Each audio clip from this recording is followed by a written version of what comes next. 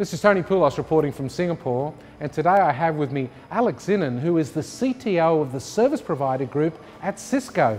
Alex, welcome. Hi, Tony. I'm very keen to find out what the secret to Cisco's continued growth is. It is not obvious for a company as big as Cisco and a market leader to continue to grow at the same pace. I think it has to do primarily with three things. First, it has to go back to the DNA of innovation that Cisco has taken from the very beginning when we created the foundation of the internet and then went into voice over IP, and now we're doing the same in mobility, video, and cloud. The second is the ability of the company to capture those moments in the industry when things are changing dramatically and go aggressively into those spaces and get the market share with a differentiated solution. And the third one would be our unique position in the industry that touches on service providers, has the relationship with the enterprises and the system integrators, the channel partners, and allows us to create this business ecosystem that leverages the strength of each of those players and brings benefit to all of them. So what do you see as the main industry trends that have helped you capitalize on this growth?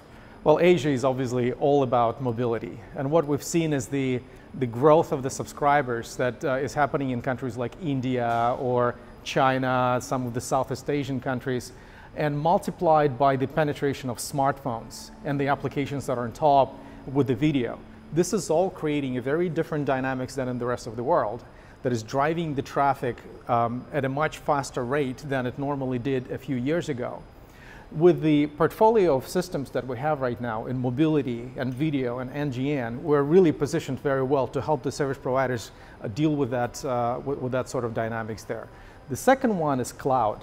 And what is interesting is that it is really different from the rest of the world as well, because what we're seeing is that the adoption of cloud is coinciding with the investments in the broadband and the IT penetration in the developing and emerging countries.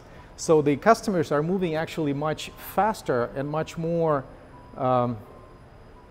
the customers are moving much faster to cloud because they don't have to deal with the migration from the legacy IT. And what do you see as Cisco's biggest challenges moving into 2012?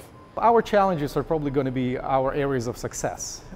Because we're so successful in cloud, in mobility, and video, we now have to take both Cisco and our customers on a journey where we have to approach our customers differently right now, when we have to talk about not just networking technologies, but the whole ICT stack. But also our customers, they need to think differently about technologies and about the solutions, not anymore as a cost center that just moves bits around, but something that allows them to differentiate among themselves, but also with the over-the-top layers. And what do you see as the operators' main pain points?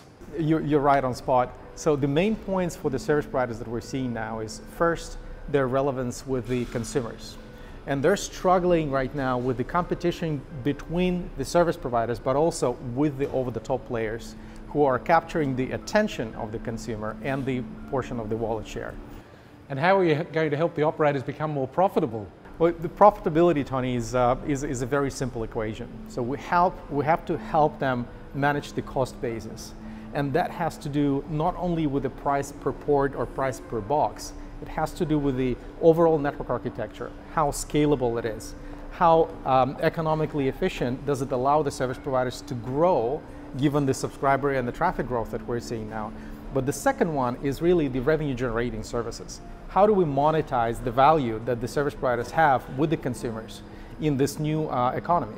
And so what we're doing is, through the new architectures, we're giving them a very scalable network platform that is financially very efficient, but also allows them to monetize those strengths that they have today.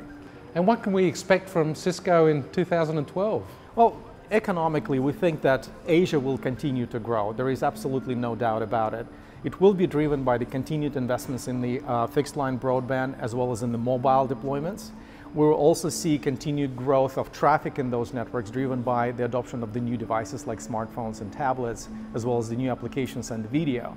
Now, on the solution side, you will continue to see Cisco going deeper in each of those domains of the architectures that we entered most recently in video, mobility, and cloud, and traditional NGN, but also wider, where we will continue to interconnect the solutions across those domains, like we did with the introduction of mobile videoscape, for example, this year.